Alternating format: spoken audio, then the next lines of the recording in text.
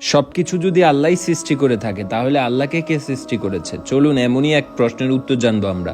ওয়ালাইকুম, আমার নাম সাবিনা। আমাকে ক্ষমা করবেন, আমার ভাইয়ের স্বেচ্ছা প্রণোদিত প্রশ্নগুলো স্পষ্ট করতে চাই। আমার একটি বন্ধু আছে, সে নাস্তিক। স্রষ্টার অস্তিত্ব বিষয়ে আমাদের মধ্যে বিতর্কের শেষে তার কিছু আপত্তি আছে, সে কিছু আপত্তি করেছে। আমি যখন তাকে প্রশ্ন করলাম কোরআনের ব্যাপারে, বিশ্বের অস্তিত্বের ব্যাপারে এবং এটা প্রতিষ্ঠিত সত্য বিষয়ে কোরআন যা বলেছে, সে আপত্তি করে বলল যে এ জ্ঞান শুধু কোরআনে অন্তর্ভুক্ত ছিল না, কোরআন লিখিত হওয়ার আগে কিছু গ্রন্থ ছিল যেখানে বিশ্ব সম্পর্কে বিস্তারিত তথ্য ছিল, আর এটা শুধু কোরআনেই ছিল না। আমি এ ব্যাপারে কি বলবো? সে কি মিথ্যা বলছে? তার ধারণা কি মিথ্যে? ধর্মগ্রন্থগুলো কি আছে? আমার নিজের মধ্যে সন্দেহ আছে। আপনি জানেন কোরআন লিখিত হওয়ার আগে কি এই জ্ঞান বর্তমান ছিল? আর দুঃখিত, আরেকটি আপত্তি সে করেছে।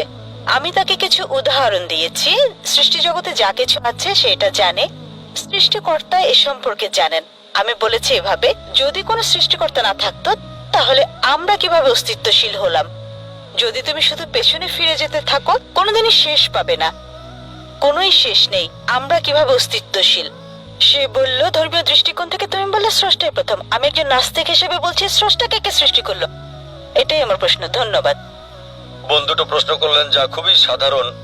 প্রথমটা হচ্ছে কোরআনে যা উল্লেখিত হয়েছে তা আগে থেকে বর্তমান ছিল, তাহলে নতুন কি এটার উল্লেখ আছে অন্য গ্রন্থে, ধর্মগ্রন্থ ইত্যাদি? এটাই ছিল প্রথম প্রশ্ন। দ্বিতীয়টা, স্রষ্টাকে সৃষ্টি করলো কে? প্রথম প্রশ্নের বিষয় হচ্ছে আমি স্বীকার করি যে কিছু নির্দিষ্ট বিষয় কোরআনের আগেই বর্তমান ছিল, কিন্তু সেগুলোকে প্রতিষ্ঠিত সত্য বলা হতো না। প্রতিষ্ঠিত সত্য বলা হতো না। যেমন ধরেন, যে বিষয়টা আমি উল্লেখ করেছি, সূর্য, আগের মানুষ ভাবতো যে সূর্য ঘুরছে। কিছু নির্দিষ্ট বিষয় ছিল যা গ্রিকের ইতিহাস বা দার্শনিক ইতিহাসে বর্তমান ছিল, কিন্তু উদাহরণস্বরূপ পৃথিবীর ভূগোলকীয় আকারের কথা কোরআন যখন বলে, এইসব গ্রিকরা বিশ্বাস করতো যে পৃথিবী ভূগোলকীয়, কিন্তু তাদের কথাই কেউ বিশ্বাস করতো না। তাই কিছু নির্দিষ্ট বিষয়, সবগুলো না, সামান্য কিছু অংশ বর্তমানে বিজ্ঞান যা জানতে পেরেছে ও কোরআনে যা উল্লেখ করা হয়েছে তা লোকজন আগে থেকে বলতো, কিন্তু তারা বুঝতে ব্যর্থ হয়েছে যে গ্রিকরাই আরো হাজারো বিষয়ের উল্লেখ করেছে যা অবৈজ্ঞানিক। এমনকি এই গ্রিকরাই উল্লেখ করেছে যে পৃথিবী বিশ্বের কেন্দ্রে অবস্থিত, যা সম্পূর্ণ ভুল। তাই ভাবেন, যদি কয়েকশো বিষয় উল্লেখ করা হয়, অন্যদিকে মোহাম্মদ সাল্লাল্লাহু আলাইহি ওয়াসাল্লাম যদি একটা বিষয় বলেন যা সঠিক, সেটাও সম্ভব না। বোন, আমি আপনার সাথে একমত, কিছু বিষয়ের উল্লেখ ছিল বর্তমানে বিজ্ঞান প্রতিষ্ঠিত সত্য নির্দিষ্ট করার আগে, কিন্তু এসব বিষয় তখন প্রতিষ্ঠিত ছিল না। কয়েকশো উল্লেখিত বিষয়ের মধ্যে একটা বিষয় সঠিক হওয়ার কথা বলা, একটা বিষয় নির্দিষ্ট করা আবারও অসম্ভব। একটা সম্ভব ছিল, কিন্তু হাজারটা ছিল না বোন, কারণ একমাত্র তিনি, এমনকি বিজ্ঞানীও তা করতে পারে না। একমাত্র স্রষ্টা তিনি নিজে করতে পারেন, তিনি আল্লাহ সুবহানাহু ওয়া তাআলা। তাই আমি আপনার সাথে একমত যে অংশটা আগে থেকে উল্লেখ ছিল আগের ধর্মগ্রন্থে অথবা অন্যান্য দার্শনিক গ্রন্থে, তা খুবই সামান্য ছিল, এমনকি সেটাও অন্যান্য অবৈজ্ঞানিক বিষয়ের সাথে মিশ্রিত হয়েছিল। আপনার দ্বিতীয় প্রশ্নে আসি, স্রষ্টাকে কে সৃষ্টি করেছে?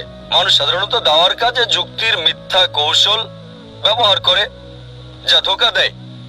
অধিকাংশ মানুষ যখন স্রষ্টার অস্তিত্ব প্রমাণ করতে চেষ্টা করে, তারা বলে প্রত্যেক বস্তুরই স্রষ্টা আছে।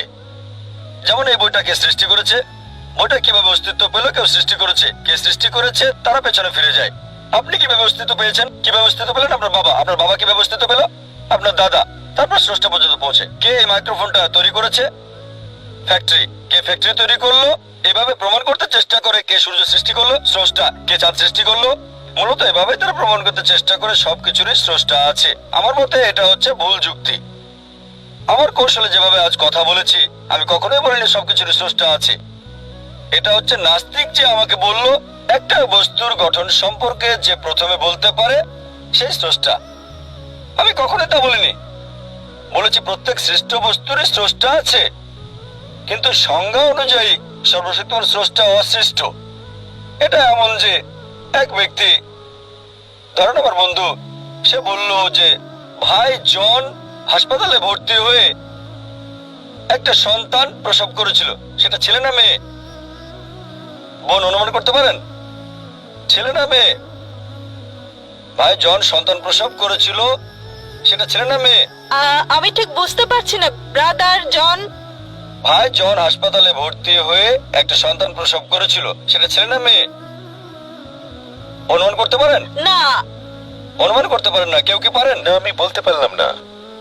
পুরুষ কিভাবে সন্তান প্রসব করবে? সে একটা সন্তান প্রসব করেছিল এবং সেটা ছেলে না মেয়ে, প্রশ্নটাই তো অযৌক্তিক। একইভাবে আল্লাহর সংজ্ঞা হচ্ছে তিনি অসৃষ্ট। যখনই আমি বলবো যে অমুক আল্লাহকে সৃষ্টি করেছে, সে আল্লাহ হতেই পারে না। এই কারণে স্রষ্টার সংজ্ঞা হচ্ছে তিনি অসৃষ্ট। তাই সর্বশক্তিমান স্রষ্টার কোনো স্রষ্টা নেই যদি তিনি সত্যিকারের স্রষ্টা হন। আশা করি উত্তরটা দাঁড়ান ভাই, দাঁড়ান, যাবেন না। আশা করি আপনারা বুঝতে পেরেছেন। যারা এখনো আমাদের পেজটি ফলো দেন নাই, কষ্ট করে আমাদের পেজটি ফলো দিয়ে যাবেন, কারণ এই ধরনের আরো ইন্টারেস্টিং ভিডিও নিয়ে আমাদের পেজে চলে আসবো। সবাই ভালো থাকবেন, সুস্থ থাকবেন। আল্লাহ হাফেজ।